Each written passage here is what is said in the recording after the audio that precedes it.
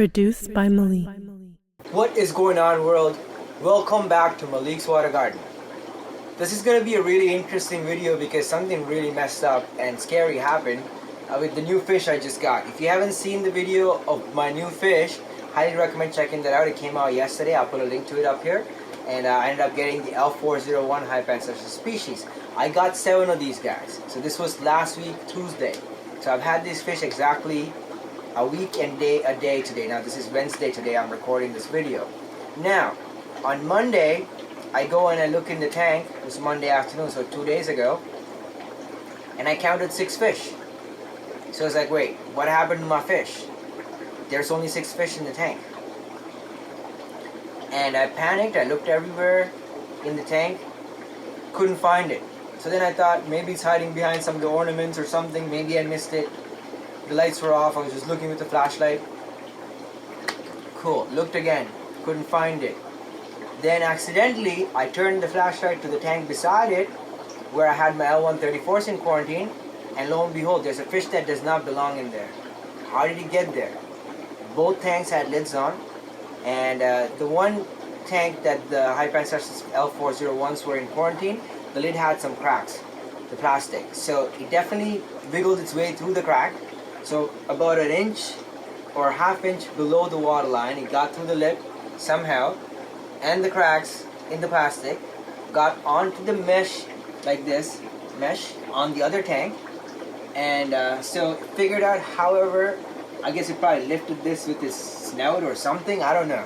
Somehow got through that and into the other tank. I don't know. So I mean, what do you do with that, right? How do you respond to that? I panicked. So I ended up moving the other 6 fish into this tank behind me. They are by themselves still in quarantine. There's some endless live bears and stuff in there, so they're all going to be in quarantine for the next 7 weeks or so together in this tank. I left the one Hypanthus L401 with the L134s that are in quarantine. They're all from Jason, and so they're all doing great. Everybody's happy and healthy, and I'm eventually going to move all 5 of those fish into this tank and have all of them in quarantine in here for the next, I don't know, 7-8 weeks, whatever. Now, I believe Sean had a question about this on yesterday's video. I was reading some of the comments. I just didn't have time to respond to them. But essentially, the reason I didn't drip acclimate the fish when I got the fish was because they came from Jason's facility, and his tanks are immaculate, and the only thing you see in the tanks are the fish and the filters. I've been to his facility many times, and that's all you're seeing. He probably cleans his water every single day. Probably does some type of water change every single day, because there's nothing in there except the fish and the filters. Quite clean. Now, if I were to get the fish from a pet store or something, I would not be doing that. I would be drip acclimating them depending on where they came from and their water, if they had different water, and I definitely would be putting them through a net or something, or just moving them with my hand into the tank. I would not be putting all that dirty water into my tank. But this water is not dirty. It's, you know, the exact same tap water as mine, and they travel for 20 minutes in the giant bag, 7 fish. And I mean, whatever nitrates and ammonia and nitrites they might have produced in that brief period, my tank, which is only going to have those 7 fish, filters which are a power head filter as well as a sponge filter, and all the other, you know, beneficial bacteria in the tank, can handle that. No big deal.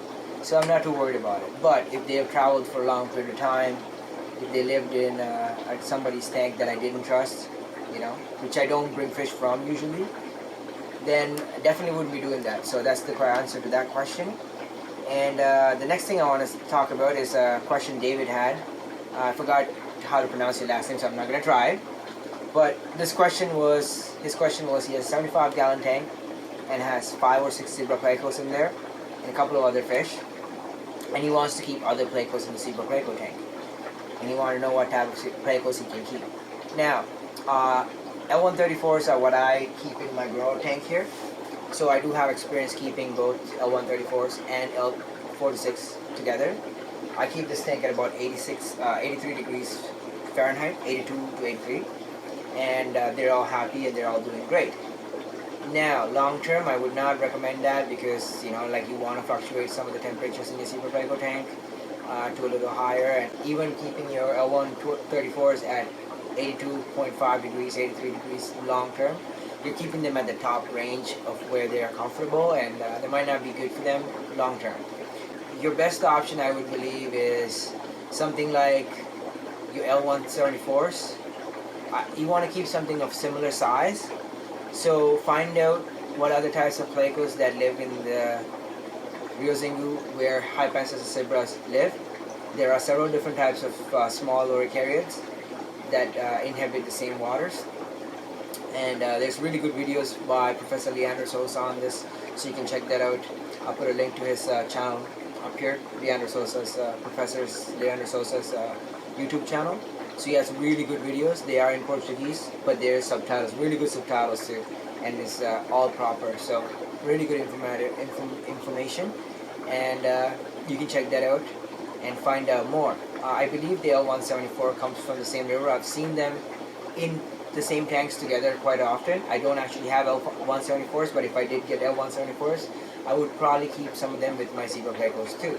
The other fish I have kept with my Zebra Plecos is my Hypanthus species Porto de Mas, which is similar to L66, but these guys come from another location, I believe along the Rio Xingu.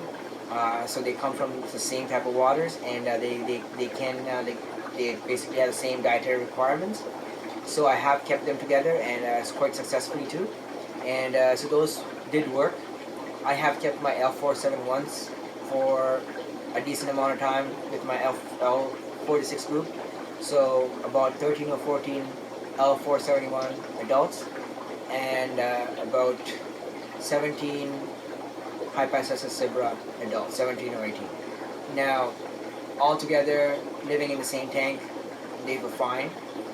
There was no breeding. This was during the end of the time, and when I moved them, they were not breeding, but they all had a lot of caves, and there was not a lot of aggression between each other, and they all kind of kept doing their own thing. They were fine.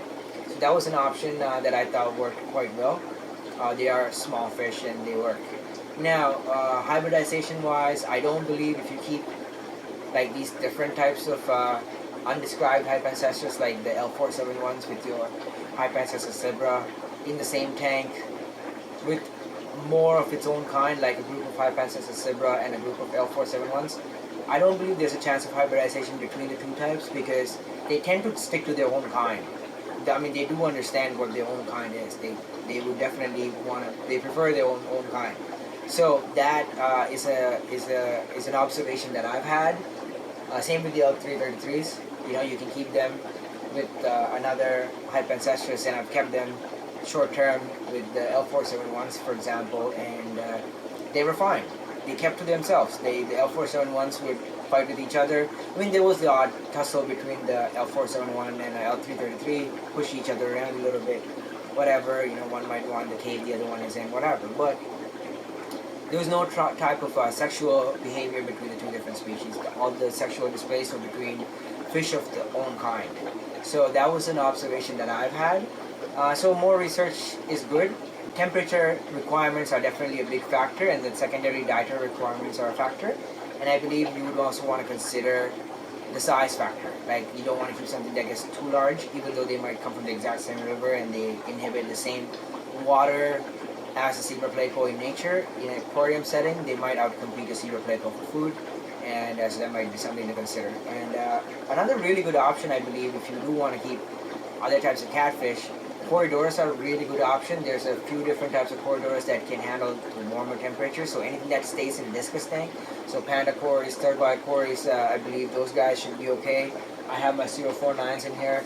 They do quite well. I mean, I've had them for about 2 years now, and I had 3 of them initially. I'm down to 2 now, but the one that died, I believe it died from getting stuck on something, and just got an infection from that ordeal, or something happened, like it just didn't recover from that ordeal, because I guess it was stuck somewhere for an extended period of time, either under the sand or under the ornament or something, and so it died from that. But the other 2 are doing great, and everything is great on them, and they're still looking very young and healthy. There's no sign of aging or anything, and they're doing fine. So I am going to move them into a corridors specific tank for them, So stay tuned for that, subscribe and hit that notification icon so you get updated when the new Corridorus rack is revealed. And also comment below and let me know if you guys want to see a full fish room tour, because I am making a lot of changes to some of the tanks. There's the tanks being moved around on the other side quite a bit, and I'm doing some new cool stuff, so I will be revealing that in the coming days and weeks. So stay tuned for that. And I'm also going to be making some videos about how to breed different types of Plecos, and also some care and maintenance videos on some of the other fish, because we have been focusing a lot on silver Plecos. But what you guys have to remember is a lot of the other fish I have are equally as beautiful. In my personal opinion, my L471s are probably the most prettiest fish in my fish room right now. And if you have seen some of the videos I post on Facebook and stuff, on white sand, a black fish with like giant white snowball dots, I call them my polka dot party, and they are stunning. So stay tuned for those guys, because a care and maintenance and a breeding update is coming up. You don't want to miss out those. And we'll be looking at how to raise fry. There's a lot of different fry in the fish room, a lot of Pleco fry, probably several hundred. And I have a fry ring that's full of like 50 odd, more than 50 fry in there that are from 2 different clutches that were laid in the same cave by 2 different females. So I have a lot of those that survived, almost all of them actually. I lost maybe 1 or 2 initially in terms of having issues and stuff. 2 of the fry I think didn't develop the egg sac properly, the yolk sac, but out of 60 fry odd, 2 that didn't develop properly is not a big deal. The L471s I want to give an update on. There's a new clutch that hatched a few days back, about a week ago now. So those guys, they've sucked in the yolk sac already mostly, and I'm actually just starting to feed them today and stuff. They've been eating the oak leaf. I'm starting to see poop in there, and so that's what I do initially when I put the fish into the tank, into the fry ring. I put an oak leaf in. I have been doing some different things to keep fish most of my fry alive, and it's working quite well for me. So we'll be revealing that in upcoming videos. I'm also going to be talking about how to set up the cave structures based on some of the things I've seen other people post from nature, and so we'll be looking at that in upcoming videos, so stay tuned for that. And I think that's the end of this video. I believe I tried to cover everything else I wanted to talk about today, so stay tuned for tomorrow's video. And as always, thank you so much for your love and support. I love you all. I'll see you in the next video. God bless you all.